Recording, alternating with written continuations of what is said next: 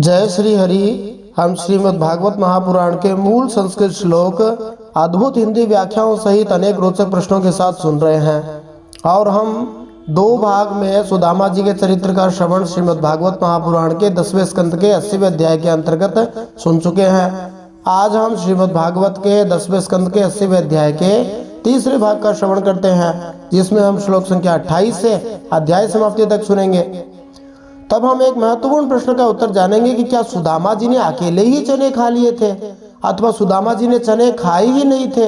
लोग ऐसे ही कहते रहते हैं कि चने खा लिए, अथवा यूं कहो कि सुदामा जी ने अकेले चने खाए तो क्यों खाए। इन प्रश्नों के उत्तर आज हम जानेंगे। इस प्रश्न के अलावा कुछ और प्रश्न भी हैं जो श्रीमद् भागवत महापुराण के अंदर से ही बनाए गए हैं और भागवत को गहराई से समझने के लिए बनाए गए हैं। उन प्रश्नों का उत्तर भी आज के इस भागवत के 10वें स्कंद के 80वें अध्याय के तीसरे भाग को सुनते हुए प्राप्त करेंगे। ये सभी प्रश्न श्रीमद् भागवत को गहराई से समझने के लिए, सनातन धर्म को गंभीरता से जानने के लिए बनाए जा रहे हैं और बड़े ही उपयोगी हैं यदि कोई धैर्य से इसको सुने तो प्रश्न इस प्रकार है जिनके उत्तर हम प्राप्त कर सकते हैं। श्री कृष्ण सुदामा द्वारा बाल्यकाल अथवा कहो गुरुकुल निवास के दिनों का स्मरण, वो हम जानेंगे।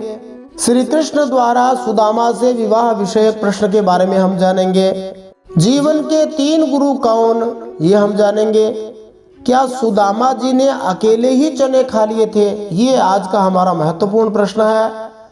श्री कृष्ण और सुदामा की गुरुकुल निवास के समय यज्ञ हेतु ईंधन लाने का प्रसंग, वो हम जानेंगे। इसी प्रसंग में वो चने वाली बात है या नहीं है, वो हम जानेंगे। सच्चे शिष्य का क्या कर्तव्य है। गुरु सांदीपनि द्वारा शिष्य श्री कृष्ण और सुदामा जी को क्या आशीर्वाद दिया गया, सुदामा जी को किस बात की संतुष्टि थी। आइए इन सब प्रश्नों के उत्तर जानने के लिए आज इस 10वें स्कंद के उत्तरार्ध के 80वें अध्याय के तीसरे भाग का श्रवण करते हैं, जिसमें हम श्लोक संख्या 28 से अध्याय समाप्ति तक सुनेंगे।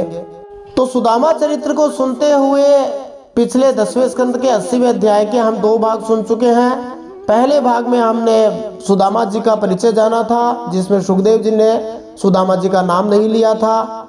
नाम तो राधा जी का भी नहीं आया है भागवत में और सुदामा जी का भी नहीं आया है। तो जिस प्रकार राधा जी का नाम नहीं आया है फिर भी राधा जी हैं।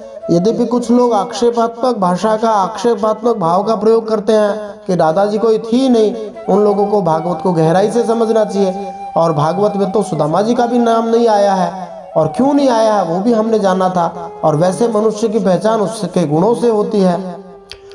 फिर दूसरे भाग में हमने जाना था कि सुदामा जी किस प्रकार जो है अपने स्थान सुदामापुरी से निकले और द्वारकापुरी में प्रवेश किया, और द्वारकापुरी में जैसे ही पहुंचे भगवान के महल में सीधा ही उनको प्रवेश मिला।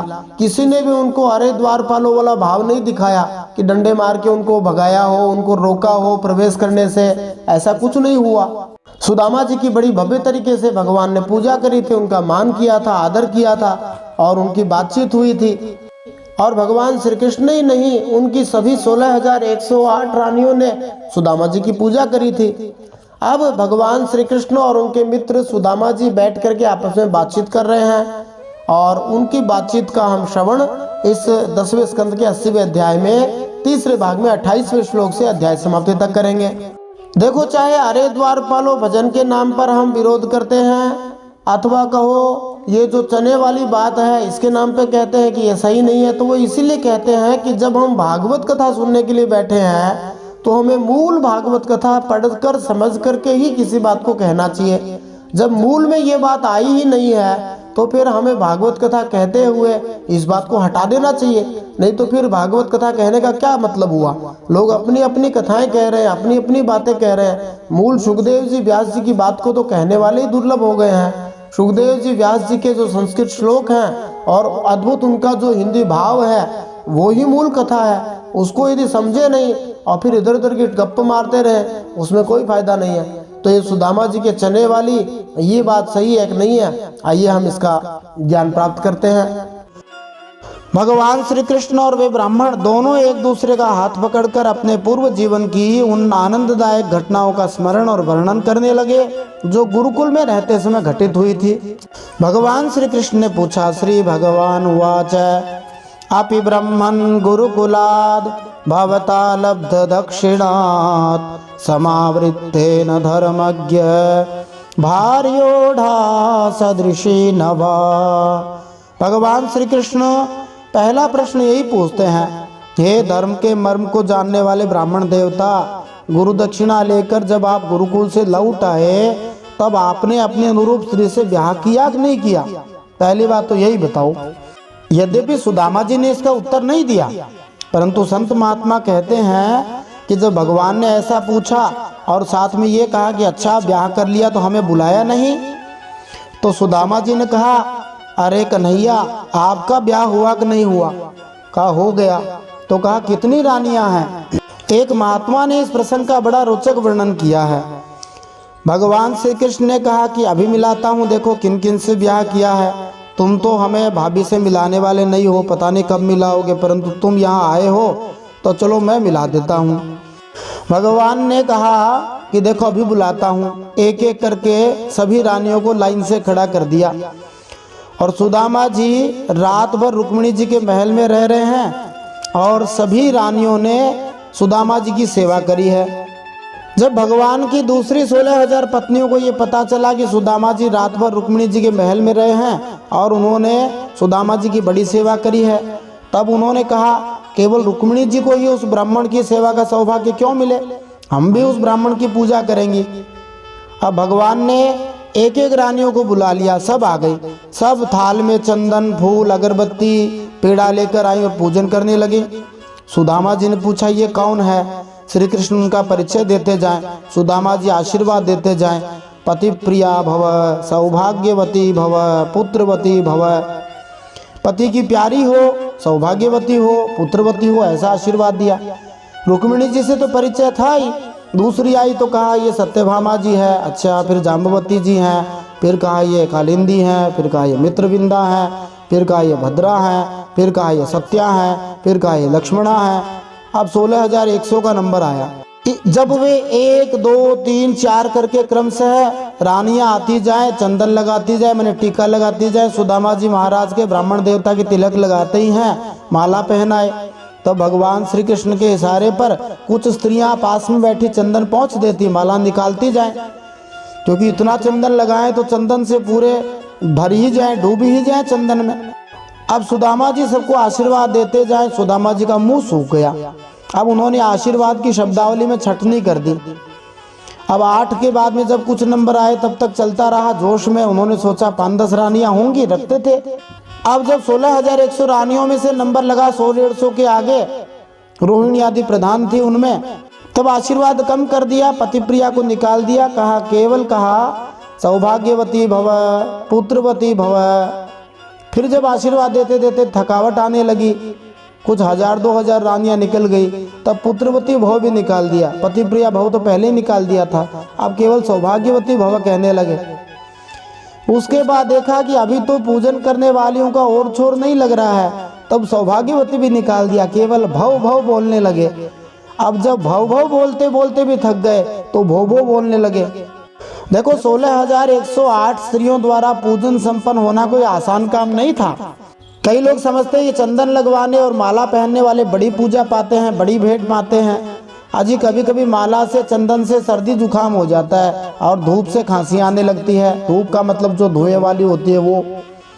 फिर यहाँ यदि सब स्त्रियाँ एक एक पेड़ा भी सुदामा जी को खिलाती तो 16,108 पेड़ा किसी ब्राह्मण को पचने वाला है?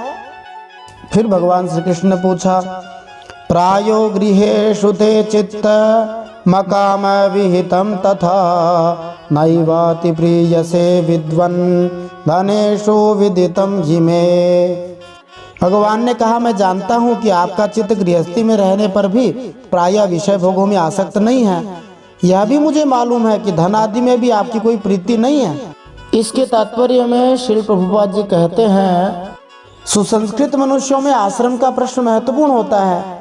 दूसरे शब्दों में हर मनुष्य को चाहिए कि वह ब्रह्मचारी, विवाहित, वानप्रस्थ या सन्यासी के लिए संस्तुत कर्तव्यों का पालन करे।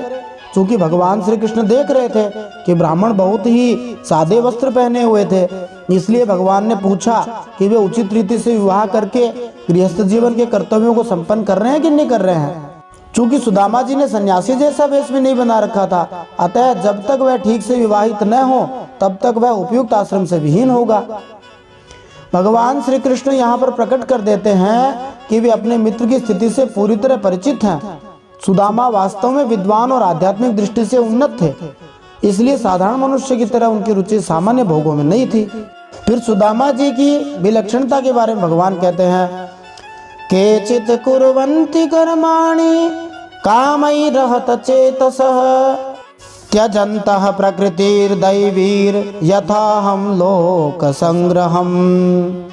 भगवान कहते हैं जगत में बिरले ही लोग ऐसे होते हैं जो भगवान की माया से निर्मित विषय संबंधी वासनाओं को छोड़ देते हैं और चित्त में विषयों की बिल्कुल भी वासना न रहने पर भी मेरे समान केवल लोक शिक्षा के लिए कर्म करते रहते हैं।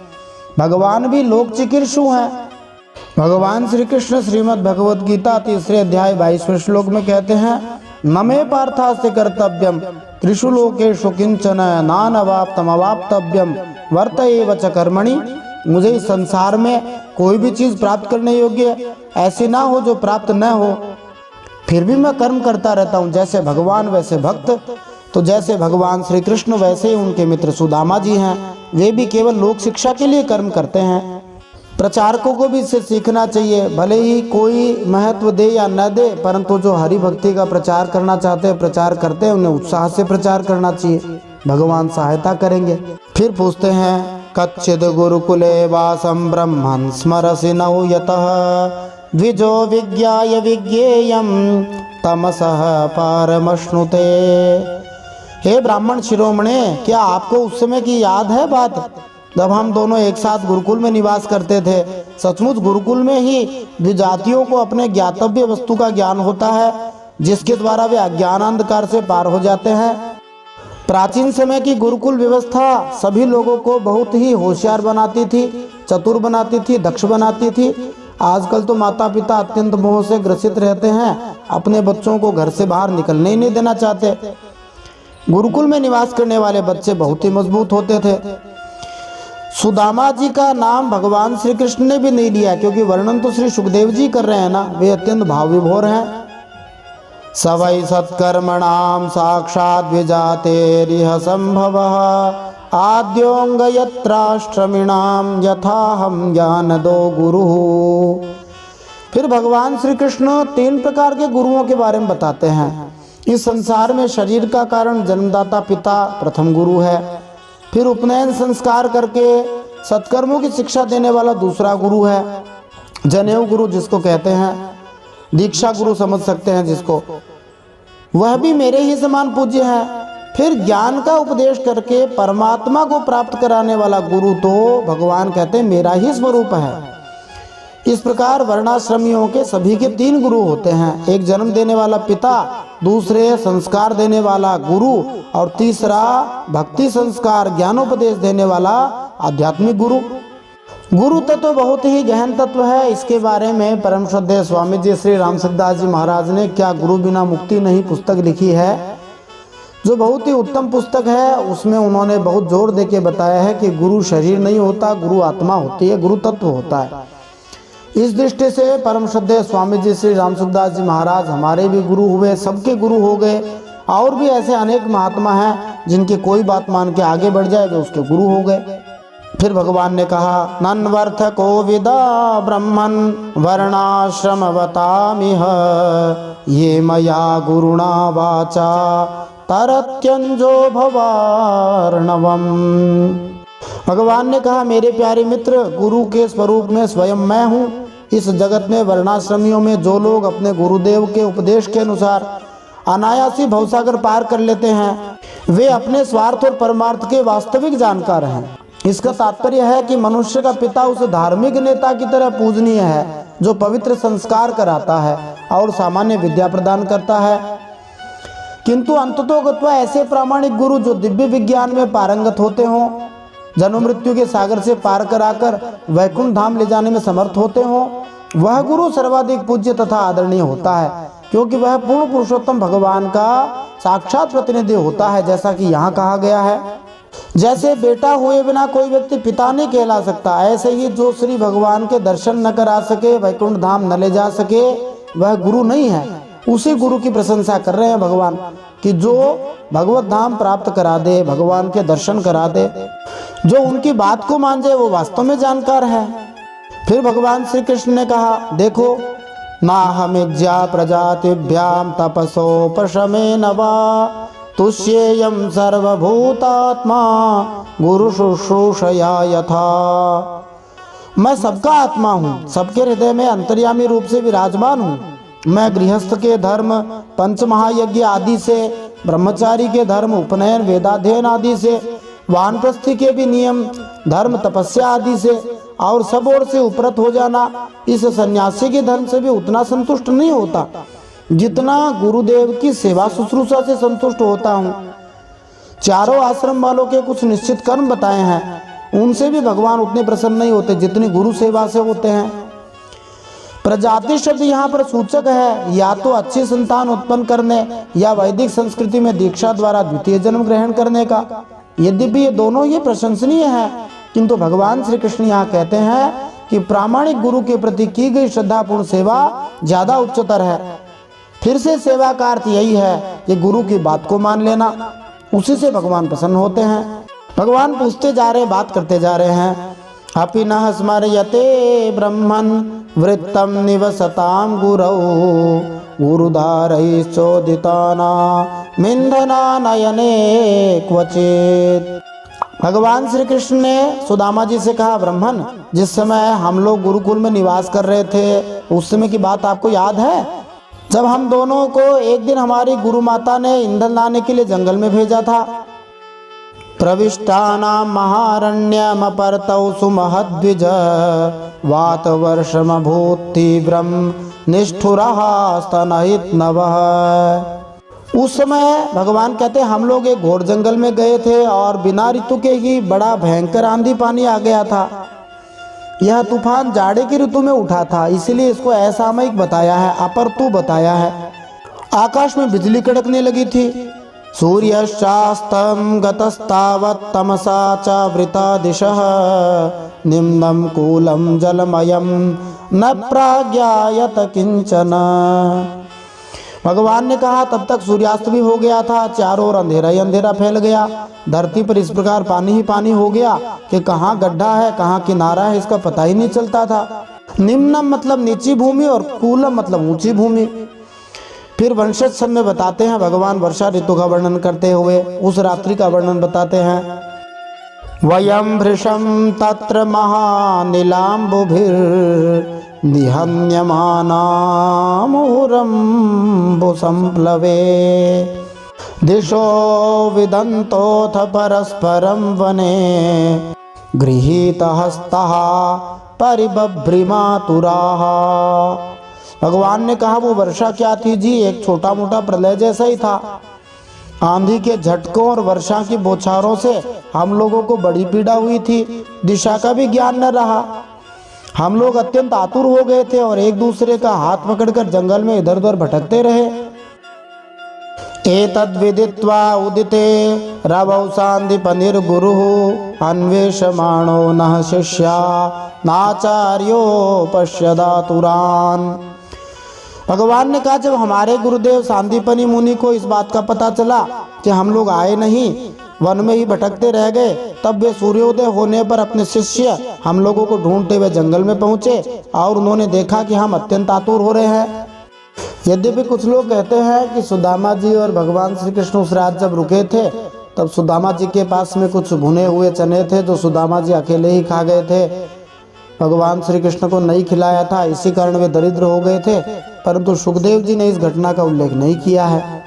उसमें भी एक निहितार्थ दूसरी कथा ये बताई जाती है कि वो जो भुने हुए चने सुदामा जी ने खाए थे वो दरअसल शापित थे और सुदामा जी ने यही सोचकर खा लिए कि यदि इन चनों को जो खाएगा वो दरिद्र हो जाएगा तो मैं ही खा लेता हूँ, भले ही दरिद्र होना पड़े। द्वारकाधीश जगन्नाथ भगवान ये खाएंगे तो दरिद्र होना ठीक नहीं है, सारी सृष्टि संकट में आ जाएगी। मित्र तो ऐसे ही होते हैं, मूढ़ लोग स्वार्थ के कारण से भक्तों पर भी आरोप लगाते रहते हैं कि सुदामा जी ने चोरी करी, ये करा वो करा। ऐसी बात नहीं है। फिर भगवान श्री कृष्ण और सुदामा जी के गुरु सांदीपनि जी ने कहा, अहो हे पुत्र का यूयमस्मदर्थे ते दुःखिताः आत्मा वै प्राणिनां प्रेष्ठस् तमनादृत्य मत्वराः। सांदीपनि मुनि ने कहा, आश्चर्य है पुत्रो, तुम लोगों ने हमारे लिए बड़ा कष्ट उठाया। सभी प्राणियों को अपना शरीर सबसे ज्यादा प्रिय होता है, परंतु तुम दोनों उसकी भी परवाह न करके हमारी सेवा में ही लगे रहे। एतदेव हि सच्छिष्यैः कर्तव्यं गुरुनिष्कृतं यद् वै विशुद्ध भावेन सर्वार्थात्मार्पणं गुरौ। गुरु के ऋण से मुक्त होने के लिए सच्चे शिष्यों का इतना ही कर्तव्य है कि वे विशुद्ध भाव से अपना सब कुछ और शरीर भी अपने गुरुदेव की सेवा में समर्पित कर दें। अब गुरु जी भी प्रसन्न हो गए। उन्होंने भगवान श्री कृष्ण और सुदामा जी को आशीर्वाद दिए। तुष्टो हम भो द्विजश्रेष्ठाः सत्यः सन्तु मनोरथाः छन्दांश्च यातयामानि भवन्त्विह परत्र च। सांदीपनि जी ने कहा, हे द्विज शिरोमणियों, द्विज श्रेष्ठों, मैं तुम लोगों से अत्यंत प्रसन्न हूँ। तुम्हारे सारे मनोरथ, सारी अभिलाषाएं पूर्ण हो और तुम लोगों ने हमसे जो वेदाध्ययन किया है वह तुम्हें सर्वदा कंठस्थ रहे तथा इस लोक एवं परलोक में कहीं भी निष्फल न हो। भगवान को क्या आशीर्वाद मिला कि तुम्हारी विद्या निष्फल न हो। 3 घंटे तक रखा गया जो पका हुआ भोजन होता है वो यातयाम कहलाता है, जिससे सूचित होता है कि इसमें स्वाद नहीं रहा, यातमनि चला गया। इसी तरह यदि कोई भक्त कृष्ण भावनामृत में स्थिर नहीं रहता तो वह दिव्य ज्ञान जो कभी उसे आध्यात्मिक मार्ग पर चलने के लिए प्रेरित करता था उसके लिए अब अपना स्वाद या अर्थ खो देता है।